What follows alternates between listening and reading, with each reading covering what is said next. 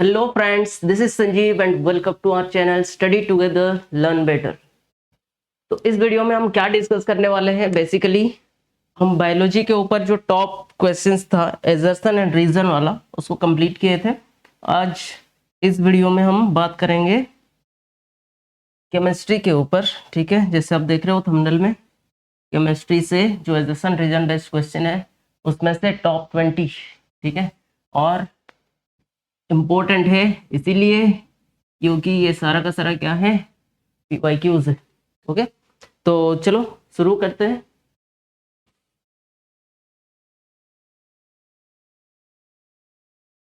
देखो, वीडियो शुरू होने से पहले कुछ चीजें मैं बता देता हूँ जो इम्पोर्टेंट है। पहले तो ये साइड में जो स्लाइड इमेज है ना, इसको देख के आप आंसर मत देना। ठीक है, क्योंकि ये रॉन्ग भी हो सकता है, राइट भी हो सकता है। ठीक है, मैं बस थोड़ा सा टॉपिक को विजुअलाइज करने के लिए ये इमेज दिया हूँ। तो ये रॉन्ग भी हो सकता है, राइट भी हो सकता है, मतलब हिंट्स भी मिल सकता है आपको, ऐसा नहीं है सिर्फ रॉन्ग हो।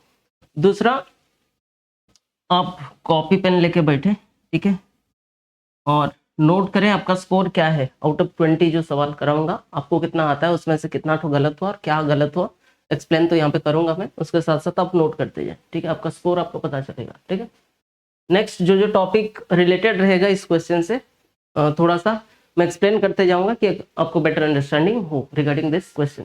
ठीक है, तो फर्स्ट सवाल देखो, पहले क्या है, देखो पहला यह है एजर्सन। अच्छा, इसको सॉल्व कैसे करना है, अगर बायोलॉजी वाला देखे वो वीडियो तो मैं बता दिया था। एजर्सन एंड रीजन वाला क्वेश्चन को सॉल्व करने का तरीका बताया था मैं। ठीक है, सॉल्व करने का तरीका ये है कि आप पहले एजर्सन को चेक करोगे, इसको चेक करो सही है या रॉन्ग है देख लो, फिर इसको चेक करो सही है या रॉन्ग है देख लो। ठीक है, दो स्टेज में करना है इसको। ठीक है, अगर ये रॉन्ग हो गया, ठीक है, इसका मतलब है देखो चार ऑप्शन आता है, 1 2 3 4 करके चार ऑप्शन मिलेगा। ठीक है, यहाँ पे दोनों ट्रू है बट एक्सप्लेनेशन भी है, R is correct explanation of है। यहाँ पे दोनों ट्रू है बट ये एक्सप्लेन आर ए को एक्सप्लेन नहीं कर रहा है। तीसरा आपको मिलेगा A is true R is false. तीसरा क्या मिलेगा आपको, A is true R is false, मतलब ए तो सही है आर गलत है। दूसरा उसका ऑपोजिट मिलेगा कि A is false R is true. अगर इनमें से कोई भी एक गलत हो जाता है, समझना, इसका मतलब है आपका ऑप्शन 3 एंड 4 में से कोई होने वाला है और कोई डाउट इसमें है नहीं। ठीक है, अगर मान लो कि ये गलत हो गया, रीजन गलत हो गया, इसका मतलब है ऑप्शन सी। अगर एजर्सन गलत हो गया तो ऑप्शन डी, और कोई ऑप्शन है ही नहीं अगर गलत हो जाता है। अगर दोनों सही होता है तो फिर आपके पास बचता है ये दो ऑप्शन, इसमें भी दोनों सही है और इसमें भी दोनों सही है। ठीक है, अगर दोनों सही होता है फिर आपको रिलेशन चेक करना होता है कि एजर्सन और रीजन में क्या कोई रिलेशन है। क्या ए में जो स्टेटमेंट दिया हुआ है, सिंपल सा बात है, आप करना क्या है, ए में जो स्टेटमेंट दिया हुआ है उसमें लगाना क्वेश्चन मार्क, मतलब आप सवाल करना एजर्सन वाला जो स्टेटमेंट है उसमें वाई लगा के। अगर उसका आंसर ये मिल गया, उसका आंसर यहाँ पे लिखा हुआ है इस रीजन वाला स्टेटमेंट, इसमें इसका मतलब ये है कि इसका ऑप्शन हो जाएगा क्या, पहला वाला कि आर एक्सप्लेन ए। अगर नहीं है, दोनों सही है आपस में बट रिलेट नहीं करता है किसी भी तरीके से, इसका मतलब ऑप्शन हो जाएगा आपका 2 या तो बी। क्लियर है, चलो अब सवाल की तरफ आते हैं। पहला सवाल देखो क्या है, एजर्सन में दिया हुआ है sodium oxide is an amphoteric oxide. तो पहले आपको ये पता होना चाहिए कि एम्फोटेरिक ऑक्साइड होता क्या है। ठीक है, अगर आपको ये पता नहीं है तो फिर क्वेश्चन सॉल्व करना मुश्किल हो जाएगा। और एजर्सन रीजन बेस्ड जो क्वेश्चन होते हैं वो कंसेप्चुअल बेस्ड होते हैं, कंसेप्ट में होते हैं। ठीक है, कंसेप्ट नहीं पता है तो फिर करना मुश्किल हो जाएगा। ठीक है, दूसरा रीजन में क्या दिया है देख लो एक बार, metal oxides which react with both acids as well as bases are known as amphoteric oxides। अब बोल सकते हो कि एक डेफिनेशन स्टेटमेंट दिया हुआ है, तो ये सही है या गलत है आपको जानने के लिए तो पहले तो टॉपिक के बारे में नॉलेज होना चाहिए। अगर नहीं है तो मैं थोड़ा सा शॉर्टली बता देता हूँ आपको कि है क्या टॉपिक। ठीक है, अभी जो एम्फोटेरिक ऑक्साइड बोल रहे हैं, मैं शॉर्टकट लिख रहा हूँ ऑक्साइड। एम्फोटेरिक ऑक्साइड होते क्या है ये पहले जानो। ठीक है, एम्फोटेरिक ऑक्साइड वो ऑक्साइड होते हैं, बेसिकली आपको पता है कि जो मेटल ऑक्साइड होते हैं, ठीक है, मेटल ऑक्साइड जो होते हैं उनका नेचर क्या होता है, बेसिक। ये जान लो, सवाल आता है MCQ में।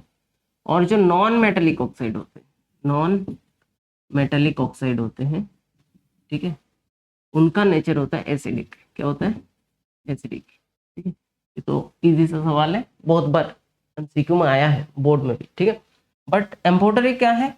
ऐसा मेटल ऑक्साइड, ऐसा मेटल ऑक्साइड जो दोनों की तरह बिहेव करे, दोनों की तरह इन द सेंस जो एसिड की तरह भी बिहेव करे और बेस की तरह भी बिहेव करे, दोनों की तरह बिहेव करे, तो उसको बोलते हैं क्या? उस मेटल ऑक्साइड को बोलते हैं क्या? Amphoteric oxide. सर ऐसा कौन सा ऑक्साइड है, एग्जांपल दे दो। मोस्ट इंपॉर्टेंट दो ही ऑक्साइड आपके सिलेबस के हिसाब से है। एक हो गया Al2O3 एल्यूमिनियम ऑक्साइड, ठीक है, दूसरा हो गया ZnO जिंक ऑक्साइड। दिमाग में फिक्स कर लो, ये दोनों अगर आ जाए नाम तो बता देना ये दोनों क्या है? एम्फोटेरिक ऑक्साइड है। ठीक है सर, इसमें कुछ एग्जांपल दे सकते हैं क्या? एग्जांपल एक देख लेते हैं कि आपको क्लियर हो जाए। ठीक है, क्या क्या ऑक्साइड बोला मैं? एक हो गया आपका Al2O3, दूसरा हो गया ZnO। ये दोनों को बोलेंगे एम्फोटेरिक ऑक्साइड। अच्छा कैसे? जैसे मान लो कि Al2O3, इसको मैं कोई एसिड के साथ रिएक्ट कराया, मान लेते हैं HCl, तो क्या बनेगा? AlCl3 एल्यूमिनियम क्लोराइड, उसके साथ वाटर। ठीक है, मान लो कि वही एम्फोटेरिक ऑक्साइड या तो मेटल ऑक्साइड भी बोल सकते हो, प्लस इसको रिएक्ट कराया मैं NaOH। NaOH क्या होता है? एक बेस है, ये एक एसिड है, ध्यान रखना, ये एक बेस है, सोडियम हाइड्रोक्साइड। तो क्या बनेगा? NaLO2, sodium aluminate. ये क्या है? Sodium aluminate. ठीक है, सोडियम एल्यूमिनेट बनेगा प्लस वाटर। समझ आया? तो ये दो रिएक्शन, अब ये दो रिएक्शन से आपको जानने वाला बात ये है, जब भी कोई एसिड बेस से रिएक्ट करता है तो फॉर्म क्या करता है? Salt, salt plus water. क्या? Salt plus water. ठीक है, अच्छा अब ये तो एसिड है, ध्यान देना, ये क्या हो गया आपका? ये हो गया आपका एसिड। ठीक है, ये हो गया एसिड। अगर ये एसिड है और ये रिएक्शन में देख लो LCl3, this is salt and this is water. अगर यहाँ पे सॉल्ट प्लस वाटर बन रहा है, इसका मतलब है कोई एसिड होगा, कोई बेस होगा।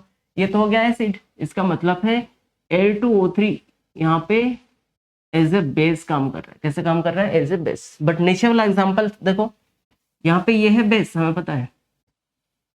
अगर ये बेस है, अगेन रिजल्ट देखो, सॉल्ट प्लस वाटर, मतलब अगर ये बेस है कोई एसिड होगा, तो Al2O3 अगेन कैसे काम कर रहा है? एज ए एसिड काम कर रहा है। तो देखो सेम कंपाउंड है Al2O3, तो कभी एसिड की तरह काम कर रहा है, कभी बेस की तरह काम कर रहा है। अगर इस तरीके का कंडीशन मिले कि कोई मेटल ऑक्साइड दोनों एसिड एंड बेस की तरह बिहेव करे इन सम रिएक्शंस, ठीक है, तो उस टाइप का ऑक्साइड को हम बोलते हैं एम्फोटेरिक ऑक्साइड। ठीक है, तो यहाँ पे आपको दो ही एग्जांपल याद रखना है, जैसे एल्यूमिनियम का एग्जांपल दे दिया, जिंक का एग्जांपल आप बुक से देख लेना एक बार। ठीक है, तो ये है। अब आते हैं क्वेश्चन, ये था कंसेप्ट। ठीक है, अब सवाल पे आओ, सवाल हो जाएगा आई थिंक। तो देखो एजर्सन क्या बोल रहे हैं? Sodium oxide is an amphoteric. मैं एग्जांपल में क्या बताया? दो ही एग्जांपल बताया, aluminium oxide and zinc oxide. ठीक, तो सोडियम ऑक्साइड तो एम्फोटेरिक ऑक्साइड है नहीं, इसका मतलब है पहले तो एजर्सन क्या हो गया आपका? एजर्सन हो गया रॉन्ग। अगर एजर्सन हो गया रॉन्ग, मैं बताया कि अगर एक भी रॉन्ग मिल जाए तो दूसरा पढ़ने की भी जरूरत नहीं है। एजर्सन रॉन्ग है, इसका मतलब क्या है? Assertion is false. लास्ट वाला ऑप्शन देख सकते हो आप। ठीक है, A is false but R is true. Last वाला ऑप्शन हो जाएगा ऑप्शन डी। फिर भी एक बार रीजन आप पढ़ लिए थे, एक बार चेक करो। Metal oxide which react with both acid as well as base is known as amphoteric oxide. मतलब ये सही है, कोई दिक्कत हो बात है नहीं। ठीक है, चलो सेकंड क्वेश्चन में आते हैं। सेकंड क्वेश्चन देखो, the colour of aqueous solution of copper sulfate turns colorless when a piece of lead is added to it। ठीक है, पहला बोल रहा है कि एक्वस सोल्यूशन जो है कॉपर सल्फेट, हमें पता है कि copper sulphate CuSO4 blue colour के होते हैं। ठीक है, अब इसमें क्या ऐड किया? लेड। लेड मतलब PB। ठीक है, तो जैसे PB को ऐड किया, ये बोल रहा है कि ये कलरलेस हो गया when a piece of lead is added। Reason क्या बोल रहा है, lead is more reactive than copper and hence displaces copper from its salt solution. क्या लीड कॉपर से ज्यादा रिएक्टिव है, ये हमें पता होना चाहिए, ठीक है। तो आपको ये चीज ध्यान रखना क्या, कि रिएक्टिविटी सीरीज के बारे में थोड़ा नॉलेज होना चाहिए, यहाँ से बहुत क्वेश्चंस बनते हैं, ठीक है। अगर नहीं पता है तो पता कर लो, अभी टाइम है। तो यहाँ से 2 से 3 सवाल कहीं ना कहीं कैसे ना कैसे बनेंगे, ठीक है।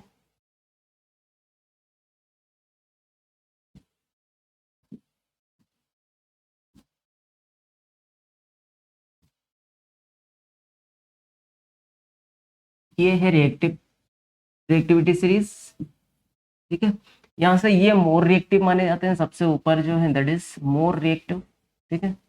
और सबसे नीचे जो है वो माने जाते हैं लेस रिएक्टिव, ठीक है। अच्छा, इसको याद कैसे रखोगे, जैसे एक वीडियो का लिंक मिलेगा आपको, शॉर्ट से 1 मिनट का देख लेना, याद रखना है तो। केदारनाथ का माली आलू जरा फीका पकाता है, कौन है, आगे आओ, इस तरह का कुछ ये बना के ट्रिक्स बना के याद रख सकते हो। तो ऊपर वाला सबसे है मोस्ट रिएक्टिव। अब देख लो किसका बात कर रहा था वो, एक तो कॉपर था वहां पे, दूसरा था लेड। कौन ऊपर है देख लो, लेड ऊपर है, इसका मतलब लेड ज्यादा रिएक्टिव है किससे, कॉपर से, ठीक है। अब आओ सवाल पे, इसका मतलब ये सही है, lead is more reactive than copper and hence displaces copper from salt solution, ये सही है, ठीक है।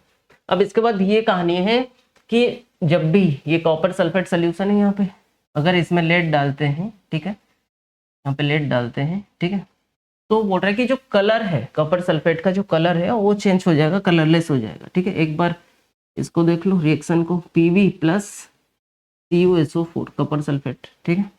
तो कॉपर लेड जो है ज्यादा रिएक्टिव है तो डिस्प्लेस करेगा इसको, तो PbSO4 प्लस यू हो जाएगा, ठीक है। ध्यान देना ये होता है ब्लू कलर का, ठीक है। ये होता है PbSO4 that is white PPT, क्या होता है, व्हाइट पीपीटी होता है ये, ठीक है। और ये तो कॉपर तो पता ही है आपको, ब्राउन कलर का मिल जाएगा, ठीक है। इसका मतलब कलर चेंज हो रहा है कि नहीं, ब्लू था यहाँ पे व्हाइट हो रहा है, ठीक है। तो कलर चेंज तो हो रहा है, तो ये सही है, ये भी कोई दिक्कत वाला बात है नहीं, ठीक है।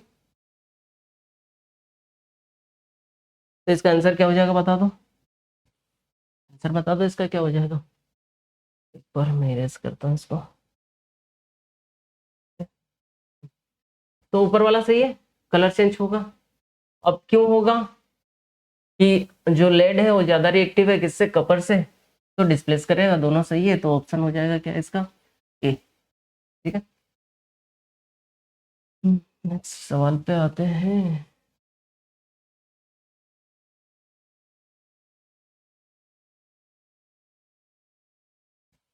देखो नेक्स्ट सवाल देखो,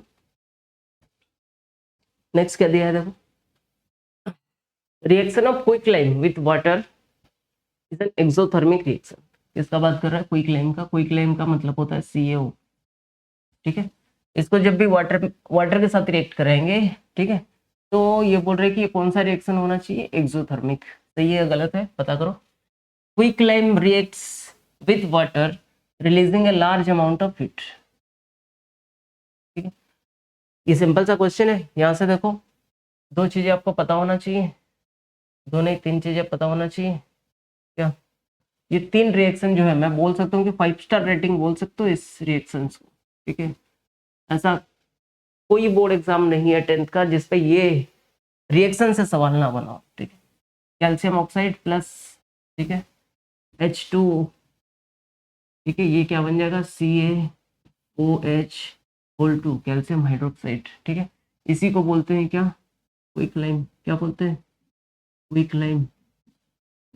ये हो गया आपका slagged lime, slagged lime, slagged lime, या तो दूसरा नाम इसको बोल देते हैं लाइम वाटर, क्या बोल देते हैं, लाइम वाटर। ध्यान रखना है जो रिएक्शन यहाँ पे लिखा रहा हूँ 5 स्टार है, मतलब आना ही आना है एग्जाम में, ठीक है। अगेन CaOH2, ठीक है, ये जब रिएक्ट करेगा CO2, ठीक है। अब बोल सकते हो कि एटमॉस्फेरिक कार्बन डाइऑक्साइड या किसी भी तरीके से आप कार्बन डाइऑक्साइड को यहाँ पे रिएक्ट कराते हो, तो ये बन जाएगा CaCO3, क्या बन जाएगा, CaCO3 में कन्वर्ट होगा, ठीक है। उसके साथ वाटर, इवापोरेट होगा। ठीक है, तो यहाँ पे ये हो गया, आपको बता दिया, ये स्लग लाइम हो गया या तो लाइम वाटर हो गया, लिख दिया वहां पे। इसी को बोलते हैं क्या, कैल्शियम कार्बोनेट। क्या हो गया, कैल्शियम कार्बोनेट। इसी का दूसरा नाम है लाइमस्टोन। क्या नाम है, लाइमस्टोन। इसी का दूसरा नाम है मार्बल, और इसी का दूसरा नाम है चौक। कुछ भी लिखा आ जाए तो समझ जाना किसके बारे में बात हो रहा है, CaCO3, क्योंकि केस बेस्ड में ये सब नाम यूज करके आपको पूछता है सवाल। ठीक है, तो ये सारा CaCO3 को इंडिकेट करता है। अब ये सवाल आता है बहुत बार कि जो व्हाइट पेंटिंग हम करते हैं, घर में व्हाइट पेंटिंग करते हैं, तो जैसे व्हाइट पेंटिंग करते हैं तुरंत से वो व्हाइट नहीं दिखता, वो ब्राइटनेस नहीं आता, कुछ टाइम के बाद वो ब्राइटनेस आता है। मिल्की कलर का जो ब्राइटनेस आता है कुछ टाइम के बाद आता है। क्यों क्यों आता है, पूछता है सवाल, तो बोलोगे आप due to the formation of calcium carbonate, जो कि एटमोस्फियरिक कार्बन डाइऑक्साइड के साथ रिएक्ट करता है, स्लग लाइम। क्लियर है। अब ये देखो, ये जो पहला रिएक्शन है ये एक्सोथर्मिक है। क्या है, एक्सोथर्मिक रिएक्शन है। एक्सोथर्मिक इसलिए है क्योंकि इस रिएक्शन से बहुत ज्यादा अमाउंट में heat and light, heat produce होते हैं, लाइट तो नहीं बोलूंगा, हीट प्रोड्यूस होते हैं। ठीक है, गलत बोल दिया लाइट। तो यहाँ पे है देखो, reaction of quicklime with water is an exothermic reaction. सही है। अब एक्सोथर्मिक क्यों है, सवाल लगाओ, why it is an exothermic reaction, क्यों, क्योंकि लार्ज अमाउंट ऑफ हीट यहाँ पे प्रोड्यूस होता है। इसका मतलब दोनों सही है और एक्सप्लेनेशन भी सही है। ठीक है, तो इसका आंसर हो जाएगा ए। चलो आते हैं नेक्स्ट।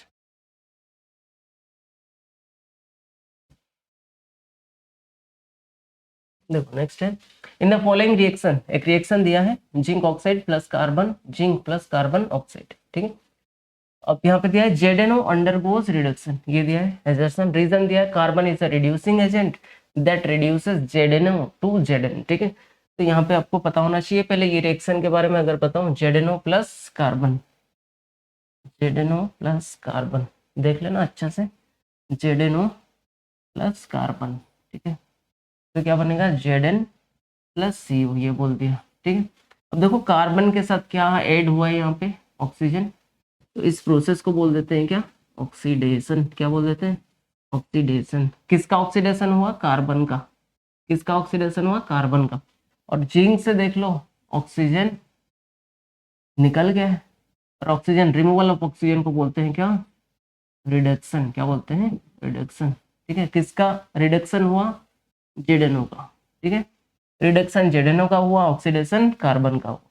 और जिसका ऑक्सीडेशन जिसी का होता है उसी को बोलते हैं हम रिड्यूसिंग एजेंट।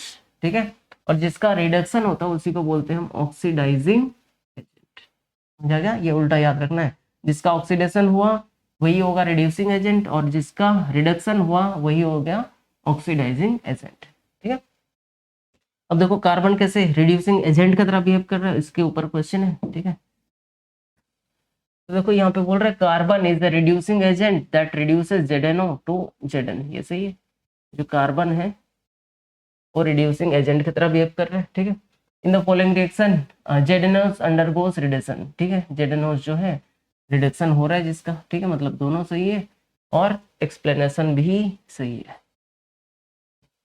चलो नेक्स्ट सवाल आते हैं, ये इजी था काफी, पहला ही चैप्टर से, ये इंपॉर्टेंट है, देख लो एक बार।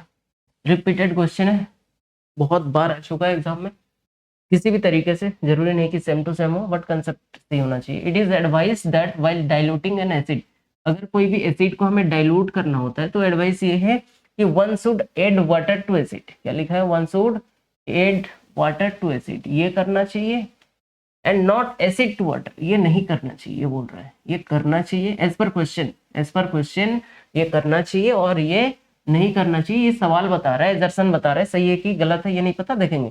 Keeping the solution continuously stir, उसको स्टीयर करते रहना है, तो कौन सा सही है, सवाल बोल रहा है, दर्शन वाला जो स्टेटमेंट है ये बोल रहा है कि एड वाटर टू एसिड, अगर एसिड है तो उसमें वाटर डालना है, ये सही है, और या तो नॉट एसिड टू वाटर, मतलब एसिड है तो उसमें वाटर नहीं डाल रहा है। ठीक है, रीजन बता रहा है the process of dissolving N acid into water is highly exothermic, ये बहुत इजी है, एसिड जब भी वाटर से रिएक्ट करेगा ये एक्सोथर्मिक होगा, ये तो सही है। No doubt. बट इसके बारे में अगर पता नहीं है तो पता कर लो, ये बहुत इंपॉर्टेंट है, क्या सही है और क्या गलत है। एसिड टू वाटर ये सही तरीका है, ठीक है, ये एसिड है मान लो, ठीक है, तो उसमें वाटर डालेंगे। अब ये वाटर टू एसिड ये गलत है, ये गलत है, समझे। अभी शायद इमेज यहाँ पे वाटर दिखा दिया है, ठीक है, बट सही क्या है, एसिड। हाँ सही है, सही है, ये तो वाटर ही है। तो ये एसिड टू वाटर ये वाटर है, ठीक है, उसमें हम क्या डालेंगे, एसिड डालेंगे और उसके साथ इसको एक कंटिन्यूस को उसको क्या करेंगे, स्टीयर करते रहेंगे, ये सही तरीका है। और अगर ऐसे करते हैं हम वाटर टू एसिड, ठीक है, अगर एसिड ही वहाँ पे वाटर डाल दिए तो ये रिएक्शन काफ़ी डेंजरस होने वाला है, जिससे क्या होगा, बहुत ज़्यादा अमाउंट में हीट रिलीज हो सकता है जो कि डेंजरस है, ठीक है। तो करना है क्या ये, ठीक है, एसिड टू वाटर। क्यों, अब सोचो एसिड काफ़ी रिएक्टिव है, वाटर क्या है, न्यूट्रल सोल्यूशन है। अब थोड़ा थोड़ा अगर एसिड इसमें डालोगे, काफ़ी न्यूट्रल है, तो उसको थोड़ा सा नॉर्मलाइज करेगा, इतना जल्दी रिएक्शन नहीं होगा। ये ऑलरेडी क्या है, सारा का सारा रिएक्टिव चीज़ है, उसमें थोड़ा सा वाटर डालोगे तो सारा रिएक्शन तो ऐसे ही करेंगे, सारा तो पार्टिकल्स एसिड का ही है, मैक्सिमम पार्टिकल्स एसिड का है। तो ऐसे समझना, यहाँ पे वाटर क्या है, नॉर्मल है, न्यूट्रल है, थोड़ा थोड़ा एसिड डालोगे, स्टेयर करते रहोगे तो रिएक्शन होगा जरूर, ऐसा नहीं कि नहीं होगा, बट स्लो होगा, आराम से होगा, ठीक है। बट यहाँ पे और ज्यादा तेज से रिएक्शन होगा, हीट एंड लाइट काफी ज्यादा आएगा। तो एसिड टू वाटर सही है, ये ध्यान रखना, ठीक है। बट यहाँ पे क्या बोल रहा है, देख लो, वाटर टू एसिड ये सही बोल रहा है, one should add water to acid, ऐसा नहीं करना चाहिए, ये गलत बोल रहा है, मतलब एजर्सन गलत है, उल्टा बोल रहा है, ठीक है। इसका मतलब अगर एजर्सन रॉन्ग है तो ऑप्शन हो जाएगा क्या, डी हो जाएगा ऑप्शन, नीचे ऑप्शन, चलो मैं लिख देता हूँ यहाँ पे, ऑप्शन हो जाएगा डी, ठीक है। Assertion is false but reason is true, ठीक है। चलो नेक्स्ट सवाल में आते हैं।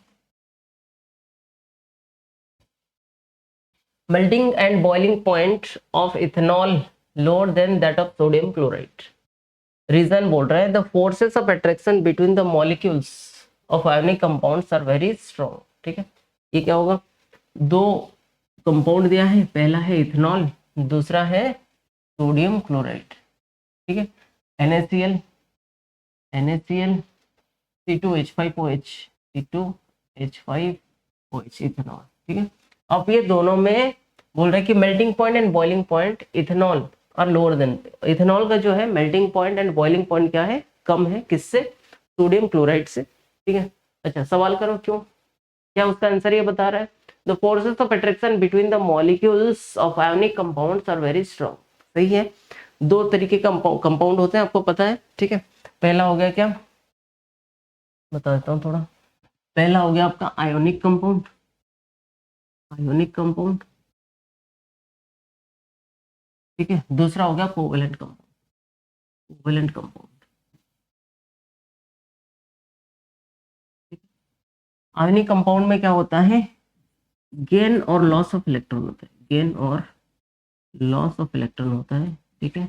और यहाँ पे शेयरिंग ऑफ इलेक्ट्रॉन होता है, क्या होता है, शेयरिंग ऑफ इलेक्ट्रॉन, देख लो, अगर डिफरेंशिएशन भी आ जाए तो आप लिख सकते हैं। दूसरा यहाँ पे क्या होता है, आयंस बनते हैं, क्या बनते हैं, आयंस, पॉजिटिव और positive and negative ions form होते हैं, और ये पॉजिटिव और नेगेटिव आयंस के अट्रैक्शन फोर्स की वजह से, ठीक है, अट्रैक्शन फोर्स की वजह से आयनिक बॉन्ड होते हैं काफी strong as compared to covalent, ठीक है। तो जिसकी वजह से अगर देखो ये अट्रैक्शन फोर्स स्ट्रॉन्ग हुआ, इसका मतलब कंपाउंड स्ट्रॉन्ग है, उनका बॉन्डिंग जो है स्ट्रॉन्ग है मॉलिक्यूल्स के बीच में। अगर बॉन्डिंग स्ट्रॉन्ग है इसका मतलब तोड़ने के लिए इसको ज्यादा एनर्जी भी चाहिए, अगर ज्यादा एनर्जी चाहिए इसका मतलब है melting point and boiling point क्या है, ऑब्वियसली एनर्जी तो है जो आप हीट के फॉर्म में दे रहे हो, तो एनर्जी को, ये अट्रैक्शन फोर्स को ब्रेक करने के लिए एनर्जी भी तो ज्यादा देना पड़ेगा। तो मेल्टिंग पॉइंट बॉइलिंग पॉइंट इसमें आयोनिक में क्या होता है, इसलिए हाई होता है, और कोवेलेंट में क्या होता है, लो होता है, ठीक है। अब आओ सवाल पे देखो, तो यहाँ पे दिया इथेनॉल का जो है लोअर है, सही बोला है, सोडियम क्लोराइड से इथेनॉल का बॉइलिंग पॉइंट मेल्टिंग पॉइंट लो है, इसका मतलब इसका हाई है, ये अच्छा है, चलेगा, कोई दिक्कत है नहीं। अब ये इसका रीजन ये बता रहा है कि उनके बीच में जो आयनिक कंपाउंड्स होते हैं फोर्स ऑफ अट्रैक्शन ज्यादा होते हैं मॉलिक्यूल्स के बीच में, इसलिए ऐसा होता है। तो आंसर ये है, दोनों सही है और आर एक्सप्लेन भी कर रहा है। ठीक है, के बाद आते हैं ये क्वेश्चन, देख लो। Hydrogen gas is evolved, hydrogen gas is not evolved when zinc reacts with nitric acid. ठीक है, जब भी जिंक को हम रिएक्ट कराते हैं नाइट्रिक एसिड से, ठीक है, तो बोल रहा है कि हाइड्रोजन गैस इवॉल्व नहीं होता, नॉट इवॉल्व। ठीक है, अब रीजन पूछ रहा है नाइट्रिक एसिड, रीजन ये बता रहा है nitric acid oxidise the hydrogen gas produce to water and itself get reduced. ठीक है, अब दोनों से ये, अगर आपको नहीं पता है जान लो कि जब भी कोई एसिड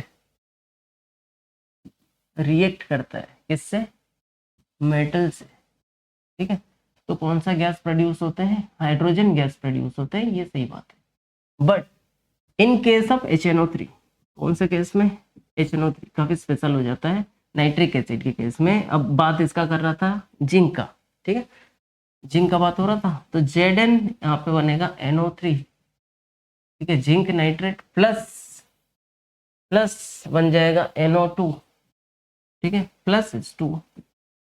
ठीक है, आप बोलोगे सर ये तो मेटल है, ये तो एसिड है, तो बनना क्या चाहिए, हाइड्रोजन गैस बनना चाहिए, बट यहाँ पे नहीं बनता। रीजन क्या है, HNO3 है स्ट्रॉन्ग ऑक्सीडाइजिंग एजेंट, तो भर भर के इसके पास क्या है, ऑक्सीजन है, देखो O3।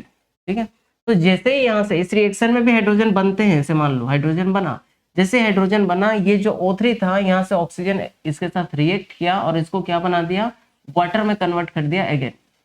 ठीक है, इसलिए यहाँ पे हाइड्रोजन गैस अगेन किसमें कन्वर्ट हो जाते हैं, वाटर में। ठीक है, और ये रिड्यूस हो जाते हैं किसमें, देखो यहाँ पे ये रिड्यूस हो जाता है किसमें, NO2। ठीक है, NO2 क्या होता है, नाइट्रोजन ऑक्साइड। इसके बारे में खास बात याद रखना, दिस इज ब्राउन फ्यूम्स। ठीक है, ये जो स्मोक निकलता है यहाँ पे स्मोक टाइप, तो इसको ब्राउन, इसका कलर क्या होता है, ब्राउन होता है, तो इसको ब्राउन फ्यूम्स बोल सकते हो। ठीक है, तो अभी सवाल पे आओ, देख सकते हो यहाँ पे NO2, this is brown fumes. ठीक है, इसके साथ H2O निकलेगा, जब इसके साथ रिएक्ट कराएंगे तो ये सही है, हाइड्रोजन गैस नहीं होता है, क्या निकलता है, वाटर निकलता है। ठीक है, अगेन रीजन बता रहा है कि हाइड्रोजन, ये नाइट्रिक एसिड क्या है, ऑक्सीडाइजिंग एजेंट है, ऑक्सीडाइज कर देता है हाइड्रोजन गैस को जो वाटर बनाते हैं और खुद रिड्यूस हो जाता है। ठीक है, तो दोनों सही है और एक्सप्लेनेशन भी है। ठीक है, ऑप्शन ए।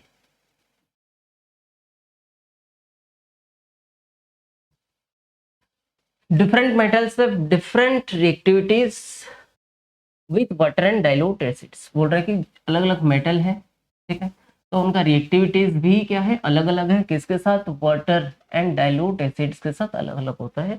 ये सही है, अगर आप पढ़े हो, रिएक्टिविटी सीरीज के बारे में नॉलेज हो, तो आपको पता है कि ये है रिएक्टिविटी सीरीज, अभी मैं लिखाया था। ठीक है, तो हर एक मेटल का रिएक्शंस, ठीक है, एसिड के साथ, वाटर के साथ, हो अलग अलग लेवल पे होता है, सबका सेम नहीं होता है। ठीक है, तो ये बोल रहा है, वही बात सही है।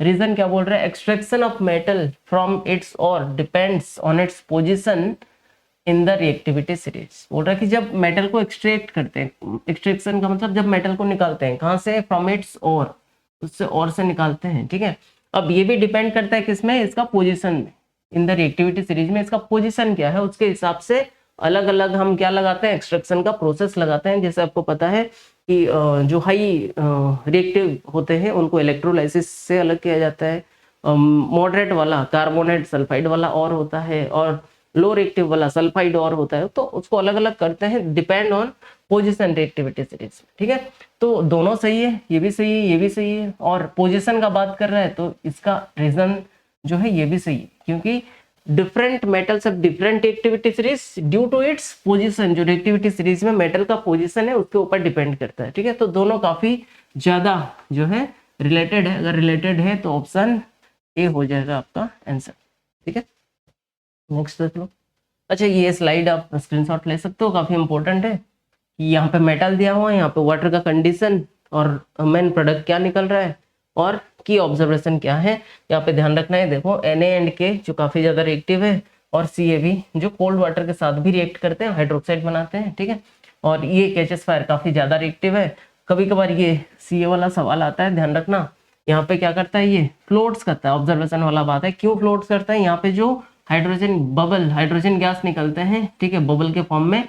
उस मेटल को, जो मेटल आप डाले हो किसमें, वाटर में, तो उसको फ्लोट्स करने में हेल्प करता है, ठीक है। इसमें भी होता है और मैग्नीशियम में भी कभी कभार होता है, इसमें भी ड्यू टू बबल्स, ठीक है। अब ये तीनों जो है ये स्टीम के साथ रिएक्ट करते हैं, और उसके नीचे जो हो गया ये रिएक्शन नहीं करते हैं, ठीक है। ये एक बार देख लेना। नेक्स्ट यहाँ पे दर्शन देखो क्या है, piece of zinc metal gets reddish brown coating when kept in copper sulfate solution for some time। Reason बोल रहा है copper is more reactive than zinc. क्या कपर जिंक से मोर रिएक्टिव है? पीछे रिएक्टिविटी सीरीज था, देख लो। कपर कहाँ पे है? यहाँ पे। जिंक कहाँ पे है? यहाँ पे। इसका मतलब है जिंक ज्यादा रिएक्टिव है ना कि कपर, ठीक है। अब सवाल पे आओ।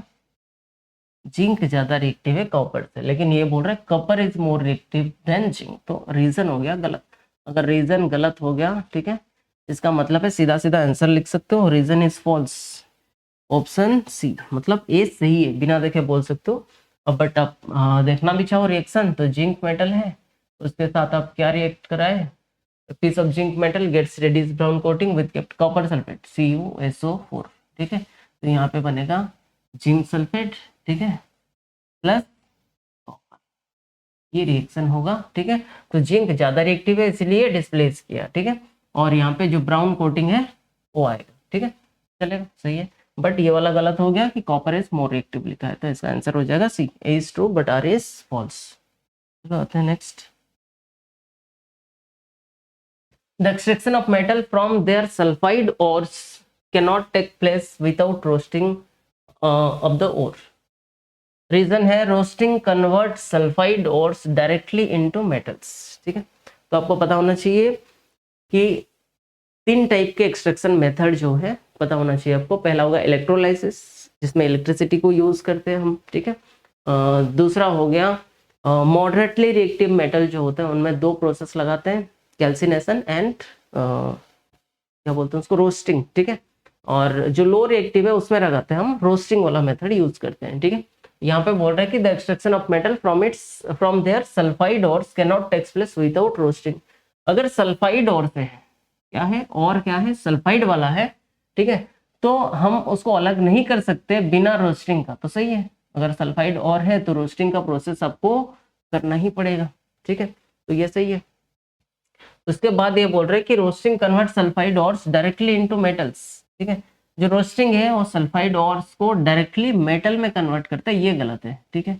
आपको पता अगर हो, मान लेते हैं कि एक एग्जांपल जिंक सल्फाइड, ठीक है, ये सल्फाइड हो रहे हैं, ठीक है। इसको अलग करने के लिए हम क्या देते हैं, ऑक्सीजन के साथ उसको रिएक्ट कराएंगे, ठीक है। तो यहाँ पे क्या बनेगा, जिंक ऑक्साइड बनेगा, उसके साथ सल्फर डाइऑक्साइड बनेगा, ठीक है। तो यहाँ पे बोल रहे हैं कि रोस्टिंग तो प्रोसेस सही है, लेकिन ये सल्फाइड और को डायरेक्टली मेटल में कन्वर्ट करता है, नहीं है मेटल ऑक्साइड में कन्वर्ट करता है। किसमें? मेटल ऑक्साइड अगर बोलता तो सही होता, मेटल ऑक्साइड में कन्वर्ट करता है, ठीक है। तो ये वाला हो गया रॉन्ग, ठीक है। अगर रीजन रॉन्ग है, रीजन इज फॉल्स, तो ऑप्शन इज सी, ठीक है, इज ट्रू, ये तो सही है, कोई दिक्कत है नहीं, ठीक है। दूसरा देखो, ये कार्बन एंड कंपाउंड वाला जो चैप्टर है उससे क्वेश्चन है, so vegetables oil are healthy. Reason है vegetable oils generally have long unsaturated carbon chains, ठीक है। बोल रहे कि जो वेजिटेबल ऑयल्स होते हैं वो हेल्दी होते हैं, सही है गलत है? ये सही है, रीजन भी सही है। जो वेजिटेबल ऑयल्स है उसमें क्या होते हैं, लॉन्ग अनसैचुरेटेड कार्बन चेन होते हैं, लाइक दिस, ठीक है। और अनसैचुरेटेड का मतलब है या तो डबल बंड होगा या तो ट्रिपल बंड होगा, इसी को अनसैचुरेटेड बोलते हैं, ठीक है। अब रीजन भी सही है, इसीलिए ही ये क्या होते हैं, हेल्दी होते हैं। क्यों? क्योंकि जो सेचुरेटेड फैट होते हैं, सेचुरेटेड का मतलब सिंगल बॉन्ड, ठीक है, ये काफी खतरनाक होते हैं, बॉडी से डिजॉल्व नहीं होते हैं, बोल सकते हो, ठीक है, ये खतरनाक होते हैं, खराब होते हैं, ठीक है। किसमें होते हैं? वेजिटेबल घी में, ठीक है। और आपको ये चीज पता होना चाहिए, वेजिटेबल ऑयल को, ठीक है, हम क्या करते हैं, हाइड्रोजन मिला के, जिसको बोलते हैं क्या, हाइड्रोजिनेशन, इसको वेजिटेबल घी में कन्वर्ट करते हैं, ठीक है। इस प्रोसेस को बोलते हैं हाइड्रोजिनेशन। इसमें निकल एज जो है कैटलिस्ट यूज करते हैं, पैलेडियम भी होता है उसमें, ठीक है। तो वेजिटेबल ऑयल जो है ये सेचुरेटेड हो जाता है, सिंगल बॉन्ड, और ये क्या है, वेजिटेबल ऑयल है, ये अनसेचुरेटेड है, ठीक है, डबल बॉन्ड, ठीक है। तो अगर ये भी पूछे कि अनसेचुरेटेड कंपाउंड को सेचुरेटेड में कन्वर्ट करना है तो कौन सा प्रोसेस लगाते हैं, तो हाइड्रोजन ऐड करते हैं। वेजिटेबल ऑयल को वेजिटेबल घी में कन्वर्ट करने के लिए कौन सा प्रोसेस, हाइड्रोजनेशन, ठीक है। हाँ, इतना याद रखना है आपको। तो ये वाला सवाल सही है, कोई दिक्कत वाला बात है नहीं, तो इसका ऑप्शन हो गया ए। ये देखो इतना इंपॉर्टेंट सवाल है, काफी कंफ्यूजिंग भी है, बहुत बार आ चुका है एग्जाम में और बच्चे इसको गलत करके आते हैं। 4 स्टार रेटिंग देता हूँ इस क्वेश्चन को मैं। तो पहला एजर्सन ये बोल रहा है decomposition reaction are generally endothermic reaction. जो डीकम्पोजिशन होते हैं एंडोथर्मिक होते हैं। आपको ही पता है कि जो एंडोथर्मिक होते हैं 3 तरीके से हो सकते हैं। क्या क्या हो सकते हैं, एक लाइट के प्रेजेंस में होते हैं, एक हीट के प्रेजेंस में होते हैं, एक सनलाइट हो गया, हीट हो गया, और एक क्या था, इलेक्ट्रिसिटी, ठीक है। तो 3 कंडीशन में हो सकते हैं। और डीकम्पोजिशन रिएक्शन जो हमेशा होते हैं एंडोथर्मिक का मतलब है हीट को एब्जॉर्ब करते हैं, हीट को यूज करते हैं, ठीक है। तो सारे डीकम्पोजिशन रिएक्शन क्या है, एंडोथर्मिक है। ये स्टेटमेंट सीधा सीधा सही है, कुछ गलत है नहीं। दूसरा रीजन में ये बोल रहे हैं कि decomposition of organic matter into compost is an exothermic process, ठीक है। डीकम्पोजिशन ऑफ ऑर्गेनिक मैटर का मतलब है जो भी हम घर में हो गया, फूड वेस्ट हो गया, वेजिटेबल पेल्स हो गया मान लो, ठीक है। तो जो भी ऐसे ऑर्गेनिक वेस्ट है वो क्या होता है, डिकम्पोज होता है, ठीक है। तो ये एक्सोथर्मिक प्रोसेस है। तो बच्चों के मन में ये डाउट आता है कि ऊपर भी डिकम्पोजिशन है, नीचे भी डिकम्पोजिशन है। ऊपर बोल रहा है एंडोथर्मिक, नीचे बोल रहा है एक्सोथर्मिक। तो एक रिएक्शन तो 2 वैरायटी नहीं हो सकता, इसका मतलब है कोई तो गलत है, ठीक है। तो ऊपर वाला तो बच्चे पढ़े होते हैं क्या, डीकम्पोज रिएक्शन एंडोथर्मिक है, तो इसको रीजन को गलत कर देते हैं। बट ऐसा नहीं है, यहाँ पे डीकम्पोजिशन रिएक्शन का बात कर ही नहीं रहा है, ओनली डीकम्पोज लिखा है। डीकम्पोज का मतलब ये है कि नॉर्मली डीकम्पोजिशन रिएक्शन अलग होता है, डीकम्पोजिशन अलग होता है। डीकम्पोजिशन का यहाँ पे मतलब है डिकम्पोज करना। डिकम्पोज का मतलब और सिंपल करूं तो ब्रेक डाउन, क्या करना, ब्रेक डाउन करना। जैसे हम बोलते हैं ना नॉर्मल वर्ड में कि ये चीज जो है डिकम्पोज होना शुरू हो गया, तो वहां पे रिएक्शन का बात नहीं हो रहा है। यहाँ पे डिकम्पोजिशन का मतलब है जो बैक्टीरियाज होते हैं, जैसे मान लो कि देखो ये कचरा है, ठीक है, इसमें जो बैक्टीरियाज होते हैं वो रिएक्ट करते हैं, ठीक है। रिएक्ट करने के बाद बैक्टीरियाज है तो उनका रेस्पिरेशन प्रोसेस होगा, तो रेस्पिरेशन प्रोसेस होता है तो वो हीट रिलीज करते हैं, ठीक है, ब्रेक डाउन करने के लिए इस चीज को, ठीक है, ऑर्गेनिक मैटर को। तो वो हो गया एक्सोथर्मिक, ठीक है, ना कि एंडोथर्मिक। ये दोनों आपस में क्या है, रिलेटेड तो नहीं है, बट दोनों इंडिविजुअली अगर देखने जाऊं, दोनों इंडिविजुअली किए आपस में सही है, ठीक है। तो both A and R true but R is not the correct explanation of A, क्योंकि यहाँ पे डिकम्पोजिशन का बात हो रहा है, वहां पे डिकम्पोजिशन रिएक्शन का बात हो रहा है, एंडोथर्मिक का बात हो रहा है, यहाँ पे एक्सोथर्मिक, तो कोई रिलेशन है नहीं, बट इंडिविजुअली दोनों रिएक्शन क्या है, सही है, ठीक है। तो ऑप्शन हो जाएगा बी। एक बार ये स्लाइड देख लो, आपको क्लियर होगा, ठीक है। यहाँ पे एनर्जी देख सकते हो, यहाँ पे जो भी वेस्ट है, ठीक है, ऑर्गेनिक वेस्ट है, बहुत सारा चीज है, ठीक है। अब यहाँ पे माइक्रो ऑर्गेनिज्म होते हैं, ठीक है, जो कि ब्रेक डाउन करते हैं इस वेस्ट को, ठीक है। और इस ब्रेक को ये जो वेस्ट है उसको ब्रेक डाउन करने के लिए उनको क्या चाहिए, ऑक्सीजन चाहिए, ठीक है। एरोबिक फॉर्म है, ठीक है, ऑक्सीजन चाहिए। अगर ऑक्सीजन चाहिए तो रेस्पिरेशन करेंगे तो हीट रिलीज होगा वहां से, ठीक है। अगर हीट रिलीज होता है कहीं से, इसका मतलब ये हो गया, और रिएक्शन क्या है, एक्सोथर्मिक है, ना कि एंडोथर्मिक, ठीक है। तो डिकम्पोजिशन ऑफ ऑर्गेनिक वेस्ट, ठीक है, और organic matter is exothermic reaction, ये ध्यान रखना है आपको, ठीक है। नेक्स्ट सवाल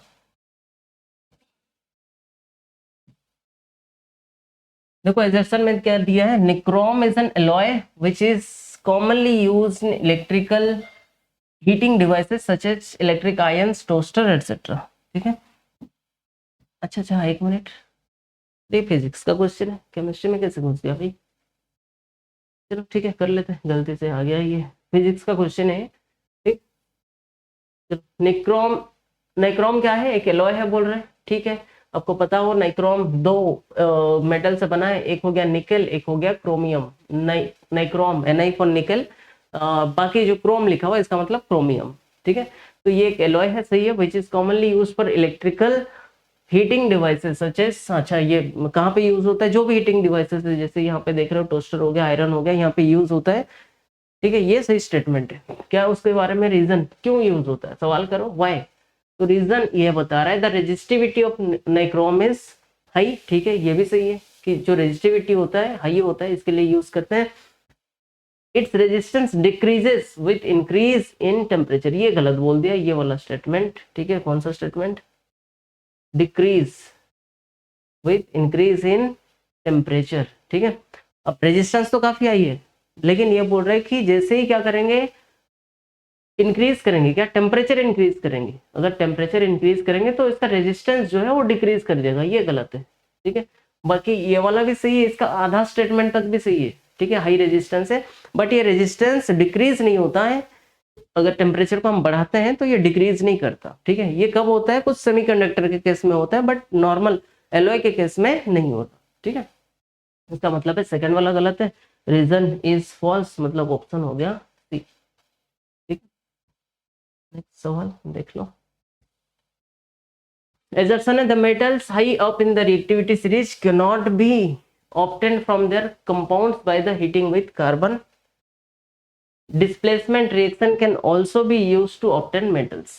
ठीक है, तो ये बोल रहा है कि जो मेटल हाई होते हैं रिएक्टिविटी सीरीज में, जो हाई होते हैं मतलब ऊपर होते हैं, मतलब सोडियम पोटेशियम हो गया, कैल्शियम हो गया, ये सारे। ठीक है, कैनॉट बी ऑब्टेन्ड, ये इसको ऑब्टेन नहीं कर सकते, किससे, कार्बन के साथ हम हीट करके ऑब्टेन नहीं कर सकते। हम पढ़ लिए जो मेटल हाई होते हैं रिएक्टिविटी सीरीज में, उनको एक्सट्रैक्ट करने के लिए हम यूज करते हैं क्या, इलेक्ट्रोलाइसिस। क्या यूज करते हैं, इलेक्ट्रोलाइसिस प्रोसेस को यूज करते हैं। ठीक है, कार्बन के साथ रिड्यूस नहीं करा सकते। ठीक है, इसमें एक्सट्रैक्शन नहीं हो पाएगा, तो ये बोल रहे हैं can not be.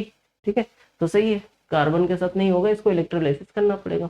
Reason displacement reaction can also be use to obtain metal. ठीक है, डिस्प्लेसमेंट रिएक्शन तो यूज करते हैं, मोर रिएक्टिव होगा तो लेस रिएक्टिव के साथ जैसे ही हम रिएक्ट कराते हैं तो डिस्प्लेस करेगा। ठीक है, तो डिस्प्लेसमेंट रिएक्शन तो काफी इजी है जो आपको पता है। तो दोनों आपस में सही है, कोई तो गलत नहीं दिख रहा है, बट एक्सप्लेनेशन है क्या, नहीं है। ठीक है, ठीक है, एक्सप्लेनेशन नहीं है। जो मेटल है हाई है रिएक्टिविटी सीरीज में। ठीक है, अगर हाई है तो कौन सा प्रोसेस लगाना चाहिए, इलेक्ट्रोलाइसिस। ठीक है, ये होना चाहिए, तो दोनों सही है, बट एक्सप्लेनेशन कोई किसी का नहीं है, तो आंसर हो जाएगा आपका B, both and R true but R is not the correct explanation of A, ये हो जाएगा आंसर। ठीक, कुछ है क्या, दूसरा सवाल देख लो।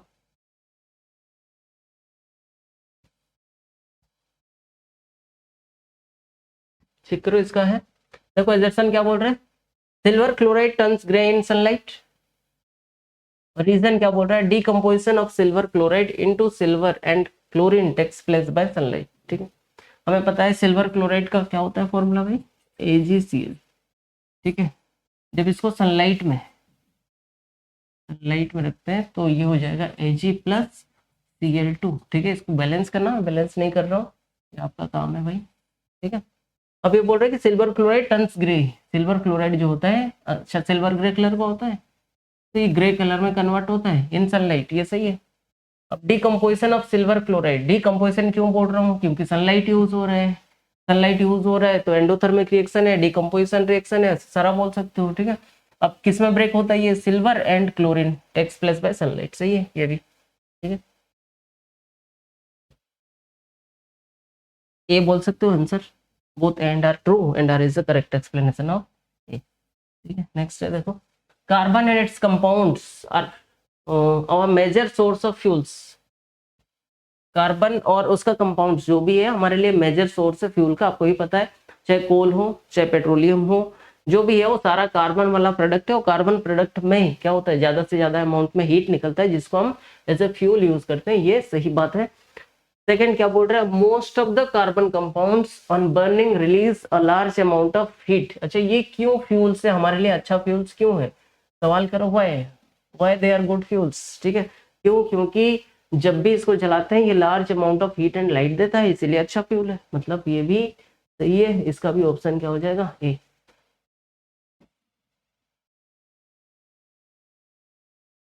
Carbon is the only element can form a large amount of compounds, ये सही बात है। ठीक है, इकलौता कार्बन 118 एलिमेंट्स में से 118 जो एलिमेंट है उसमें से इकलौता कार्बन ऐसा है जो काफी ज्यादा कंपाउंड्स बनाता है।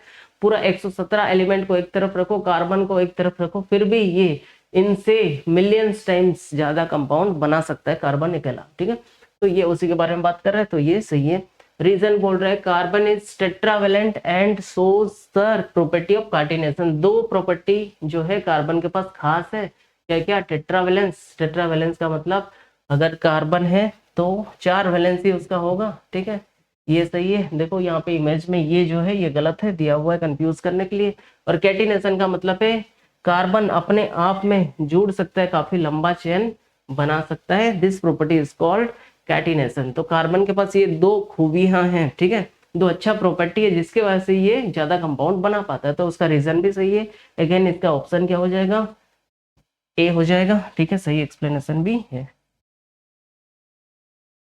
ये पहला चैप्टर से क्वेश्चन है। Chips manufacture usually flush bags of chips with a gas such as nitrogen to prevent the chips from getting oxidise. ठीक है, क्या बोल रहा है कि जो चिप्स के पैकेट हम यूज करते हैं, ठीक है, जैसे इस तरीके का देख सकते हो, तो बोल रहा है कि कंपनी वाले उसको क्या देते हैं? नाइट्रोजन गैस को यूज करते हैं। ठीक है, क्यों? क्योंकि वो ऑक्सीडाइज ना हो, उससे बच सके। ठीक है, तो ये सही बात है एकदम। ठीक, रीजन क्या बोल रहा है? This increase the taste of the chips and helps in their digestion. ये गलत बात है, ये ना टेस्ट इंक्रीज करता है ना डाइजेशन में हेल्प करता है। रीजन भी यहाँ पे दे दिया है, देखो ये स्टेटमेंट भी दे दिया, रीजन भी दे दिया है क्यों नाइट्रोजन यूज करते हैं, कि प्रिवेंट करने के लिए, क्या प्रिवेंट करने के लिए? ऑक्सीडाइज नहीं होने के लिए। ठीक है, तो यहाँ पे रीजन जो है ये गलत हो गया, यहाँ पे ही एजर्सन है, यहाँ पे ही रीजन है, दोनों यहाँ पे दे दिया, तो ये सही स्टेटमेंट है, रीजन गलत है। ठीक है, रीजन गलत है, इसका मतलब है ऑप्शन सी इज फॉल्स। चलो next. In a balanced chemical equation, total mass of the reactions is equal to the total mass of product। सही है, जब भी कोई रिएक्शन हम लिखते हैं, ठीक है, इसका मतलब है जो ये हो गया रिएक्टेंट साइड, सॉरी ये हो गया प्रोडक्ट साइड, ये हो गया हमारा रिएक्टेंट साइड। ठीक है, टोटल मास इधर जितना होगा इधर भी उतना होगा। Total mass in reactant, total mass in product हमेशा सेम होते हैं एक बैलेंस केमिकल रिएक्शन में। ये सही है। ठीक है, अब क्यों होते हैं अगर सवाल करूं, क्योंकि मास can neither be created nor be destroyed during a chemical reaction. ये लॉ हमें पता है, ठीक है, जिसकी वजह से ये चीज हो रहा है। तो दोनों सही है, इसका ऑप्शन भी ये होगा। सिंपल सा क्वेश्चन था। The first member of a homologous series is methanol and the third member is propanol। ठीक है, all the members of a homologous series show similar chemical properties। ठीक है, मतलब ये क्या हो जाएगा? फर्स्ट मेंबर जो है अच्छा होमोलोगस सीरीज क्या होते हैं पता होना चाहिए, कि बताता हूँ एक मिनट। होमोलोगस सीरीज के बारे में 2-4 पॉइंट आपको अच्छा से याद होना चाहिए। ठीक है, क्या? पहला कि जो होमोलोगस सीरीज होते हैं इनका फंक्शनल ग्रुप जो होता है ये सेम होता है। फंक्शनल ग्रुप क्या होते हैं? सेम होना चाहिए। मतलब एक अल्कोहल से है तो दूसरा भी तीसरा भी सारे अल्कोहल से होना चाहिए। एक अल्कीन से सब अल्कीन से होना चाहिए। फंक्शनल ग्रुप सेम होना चाहिए। दूसरा, इनमें जो कंजुगेटिव कंपाउंड है, सक्सेसिव कंपाउंड है, उनमें CH2 का डिफरेंस होना चाहिए। CH2 का डिफरेंस होना चाहिए। आप ऐसे बोल सकते हो CH2 का मतलब है 14U। अगर मास के रेस्पेक्ट में बात करूं 14U का डिफरेंस होना चाहिए दोनों कंपाउंड के बीच में। और इनमें जो फंक्शनल ग्रुप ये होमोलोगस सीरीज होते हैं उनमें केमिकल प्रॉपर्टीज जो होते हैं, ठीक है, जो केमिकल प्रॉपर्टीज होते हैं वो क्या होते हैं? सेम मिलेंगे, क्योंकि सेम फंक्शनल ग्रुप से ये बिलोंग कर रहे हैं। ठीक है, देख लो एक बार क्वेश्चन। तो पहला वाला मिथेनॉल है, क्या बोल रहे हैं? पहला वाला मिथेनॉल हमें पता है मीथ इथ प्रो, तो तीसरा वाला प्रोपेनॉल होगा। यहाँ पे देख लेना, यहाँ पे OL है, यहाँ पे OL है, कभी कभार यहाँ पे OL दे देगा, यहाँ पे प्रोपेनॉल दे देगा, तो ध्यान से क्वेश्चन पढ़ना है क्या दिया है। तो दोनों सेम फंक्शनल ग्रुप से है, तो होमोलोगस सीरीज तो है। फर्स्ट मेंबर मिथेनॉल है तो थर्ड मेंबर प्रोपेनॉल हो सकता है, कोई दिक्कत नहीं है। रीजन क्या है? All the members of homologous series so similar chemical properties. ये भी सही है। क्या ये इसका रीजन है? फर्स्ट में मिथेनॉल है और थर्ड में प्रोपेनॉल है, उसका रीजन ये है कि उनका केमिकल प्रॉपर्टीज सेम है, ऐसा बोलोगे? नहीं। हालांकि ये स्टेटमेंट सही है होमोलोगस सीरीज के बारे में, बट ये उसका रीजन नहीं है। अपने आप से एक एक स्टेटमेंट है और दोनों सही है, बट इसका रीजन ये नहीं है। ठीक है, बी होगा इसका answer. Both and R true but R is not the correct explanation of A. ठीक, और कुछ नहीं, इतना ही क्वेश्चन था। एक बार प्रैक्टिस करो, जो टॉपिक से ध्यान देना।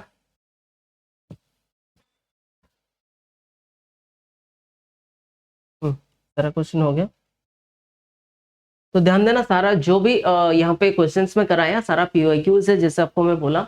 ठीक है, जो जो टॉपिक्स आपको आता था वो तो सही है, जो नहीं आता है उसको थोड़ा सा नोट से आप रिवाइज करो। ठीक है, और आपका स्कोर कमेंट बॉक्स में बताओ कि किसका कितना स्कोर आया आउट ऑफ 20, या 20 क्वेश्चन ही था, आउट ऑफ 20 किसका कितना स्कोर है। ठीक है, और जो नहीं हुआ है टॉपिक उसको रिवाइज करो अच्छे से और एग्जाम देने जाओ, अच्छा रहेगा। Best of luck.